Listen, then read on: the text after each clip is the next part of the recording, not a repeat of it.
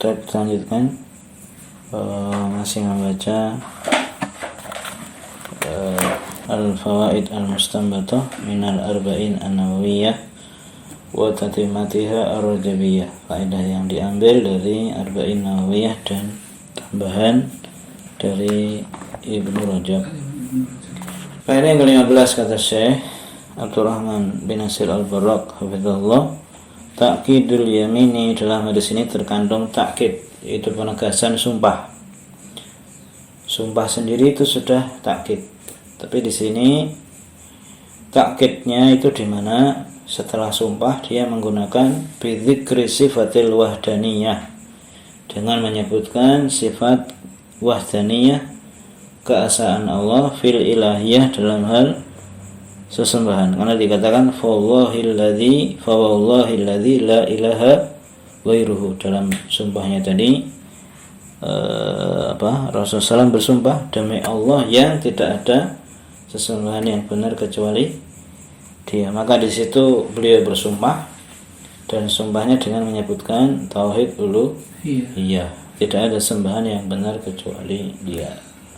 Nah, faedah berikutnya kata Syekh, annal a'mala bil khawatimi, bahwasanya amal-amal itu dinilai dari penutupnya. Karena ada orang yang di akhir hidupnya beramal dengan amalan penduduk neraka, dan ada orang yang di akhir hidupnya beramal dengan amalan penduduk surga. Maka amal itu dilihat pada penutup atau akhirnya.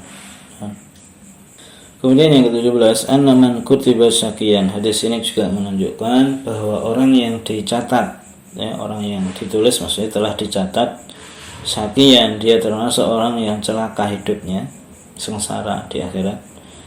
La budda an yuhtama lahu bisababi dzalika, maka pastilah dia itu an yuhtama lahu, dia akan ditutup ke akhir hidupnya itu bisababi dzalika, disebabkan yaitu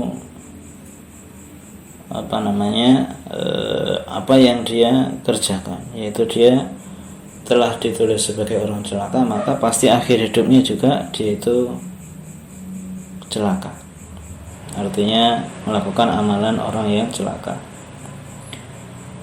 yaitu penduduk neraka. Wa in kana ya'malu bi ta'atillahi qabla dzalika, walaupun dia orang itu melakukan ketaatan kepada Allah sebelumnya, maksudnya sebelum akhir hidupnya, karena dia sudah tercatat ya di dalam Lauhul Mahfuz, dia itu sudah matinya keadaannya celaka, ya berarti otomatis sebelum mati dia pasti melakukan sesuatu yang membuat dia celaka, walaupun sebelumnya dia melakukan ketaatan. Maka tadi dikatakan amal itu dengan penutupnya. Nah, tergantung bagaimana dia menutup hidupnya.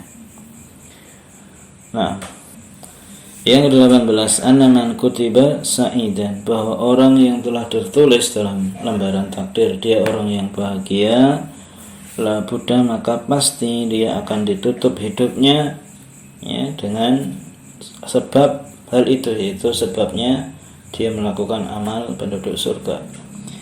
Wa in amila, walaupun dia sebelumnya melakukan maksiat kepada Allah sebelum akhir hidupnya, maka pasti di akhir hidupnya melakukan amalan penduduk surga, karena sudah tertulis. Itu pasti ada sebabnya, tidak mungkin dia tidak melakukan sebab. Yang ke-19, wujubul khaufi, wajibnya merasa takut dari su'il khatimah,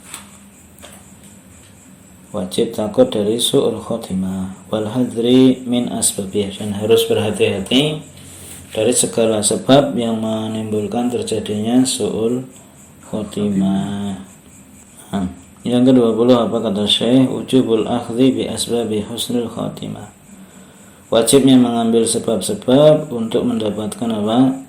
Husnul khotimah. Untuk bisa meraih husnul khotimah maka wajib menempuh sebabnya, harus ada usaha sehingga bisa mendapatkan akhir kehidupan yang baik.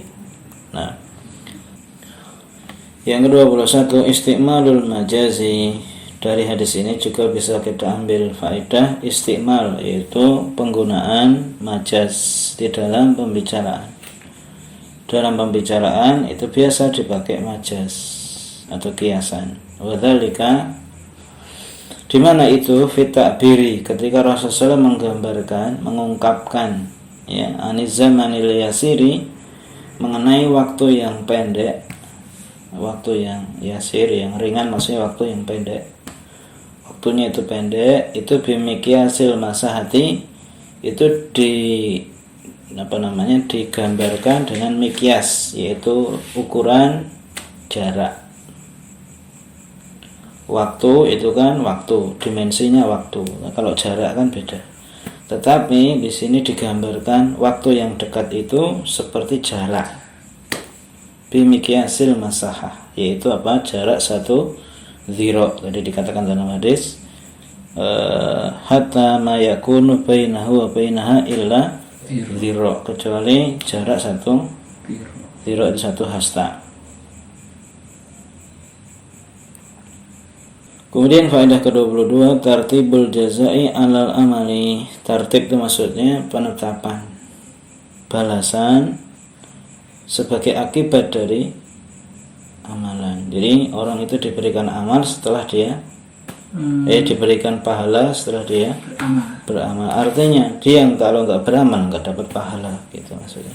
Itu maksudnya tartibul jazai alal amali, bahwasanya balasan itu diberikan atas amal yang dikerjakan sebelumnya.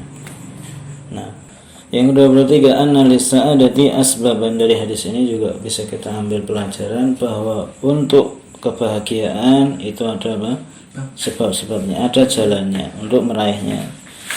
Apa itu? Wahya al-iman wa taqwa. Jalan bahagia adalah dengan iman dan takwa. Walisaqawati asbaban, demikian juga untuk meraih, mendapatkan kesengsaraan itu ada jalan-jalannya, yaitu kekafiran dan memperturutkan hawa nafsu. Nah, yang ke-24, annakulan, bahwa setiap orang itu muyassarun, akan dipermudah, lima jarabihil qadaru, untuk menuju apa yang jarabihil qadaru, berjalan padanya takdir. Artinya setiap orang itu akan dimudahkan menuju takdirnya. Maksudnya apa yang tertulis di Lauhul Mahfuz itu nggak mungkin salah, karena itu Allah Maha mengetahui. Maka setiap orang yang sudah ditakdirkan itu pasti akan dipermudah menuju takdirnya. Nah, yang ke-25, apa kata Syekh? Ar-raddu, dalam hadis ini ada bantahan bagi kelompok, yaitu namanya Qadariyah, yang menolak takdir. Dari mana bantahannya? Dari sabda Rasulullah SAW. Tadi dikatakan dalam hadis, umira, malaikat itu diperintahkan bikat bi'arba'i kalimatin, untuk mencatat 4 kalimat. Berarti sudah dicatat. Apanya yang dicatat? Takdirnya. Berarti ini membantah orang yang menolak takdir. Waraddu alal jabariyati, dan sekaligus ada bantahan bagi Jabariyah yang menganggap manusia itu tidak punya kehendak, manusia itu cuma dipaksa. Di mana bantahannya? Karena Rasulullah mengatakan fayamalu fi amali ahlil jannah. Orang itu di akhir hidupnya ada yang melakukan amalan dari amalan penduduk surga, dan ada yang beramal dengan amalan penduduk neraka. Berarti dia beramal, dia tidak dipaksa. Itu bantahan untuk Jabariyah. Nah, yang ke-26, apa kata saya? Isbatul malaikati. Dari hadis ini ditetapkan adanya malaikat. Malaikat itu makhluk yang ada. Wa anna minhum, dan di antara para malaikat tadi al-muwakkalina, ada yang ditugasi bibani Adama, untuk mengurusi anak Adam. Jadi ada malaikat-malaikat khusus yang tugasnya mengurusi manusia. Di antara tadi yang menulis takdir, atau yang menjaga rahim, dan seterusnya, yang meniupkan ruh, gitu. Nah, yang ke-27, annal malaikata. Hadis ini juga memberikan pelajaran bahwa para malaikat itu ibadun, mereka adalah para hamba, artinya tidak boleh disembah. Yu'maruna, mereka diperintah, wa yunhauna, dan mereka juga dilarang. Dan mereka tidak ada yang menyelisihi perintah ataupun menyelisihi larangan. Nah, Yang ke-28, apa kata Syekh, annahum yaktubuna kitabatan, bahwasanya mereka malaikat disebutkan dalam hadis tadi, malaikat diperintah untuk menulis, ya kan? Maka mereka malaikat menulis. Namanya menulis berarti ada kitabah. Kitabah itu artinya penulisan. Loh, gimana nulisnya malaikat? Allahu a'lamu bi kaifiyatihi. Allah yang lebih tahu bagaimana caranya, karena tidak disebutkan bagaimana caranya malaikat nulis itu di mana, pakai apa, enggak disebutkan. Ya Allahu a'lam. Ya. Yang ke-29, anna roha syai'un, bahwa dari hadis ini bisa kita ambil pelajaran roh itu adalah syai'un, sesuatu. Qaimun binafsihi, yang berdiri sendiri. Roh itu ada zatnya, berdiri sendiri karena dia ditiupkan. La aradun, dan roh itu bukan apa? Arad itu artinya cuma sifat. Roh itu ada substansinya gitu, bukan sesuatu yang hanya berupa sifat saja. Arad itu misalnya merah, kuning, itu kan dia sifat ya. Tapi kalau roh itu ada zatnya. Wa huwa ma yaqumu bi ghairihi, dan namanya aradun itu apa? Yang melekat pada yang lain. Panas, dingin, nah itu namanya arad. Tapi roh tidak seperti itu. Khilafan li ba'dil mutakallimina, yang ini berbeda dengan sebagian para al-mutakallimin, itu orang-orang filsafat, ahlul kalam. Mereka mengatakan roh itu adalah arad, bukan sesuatu yang berdiri sendiri. Nah, kemudian yang ke-30 kata Syekh, annal malaka yanfuku, bahasanya malaikat itu bisa meniup. Artinya ketika dia meniupkan ruh di dalam janin ini kan, malaikat meniup. Ya sudah, kita imani meniup. Wala na'lamu kaifiyatan nafkhi, dan kita tidak tahu bagaimana tata cara malaikat meniup. Yang jelas meniup gitu.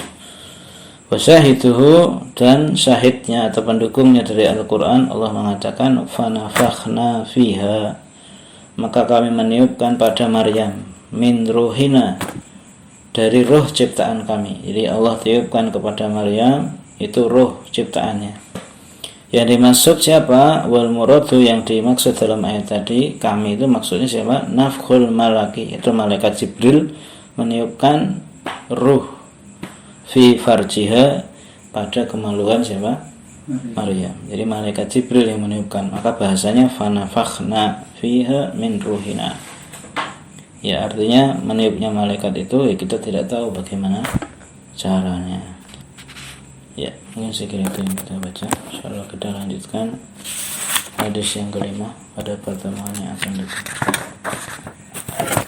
Kemudian wassalamualaikum warahmatullahi wabarakatuh. Wa la ilaha illa anta astaghfiruka wa atubu ilaik.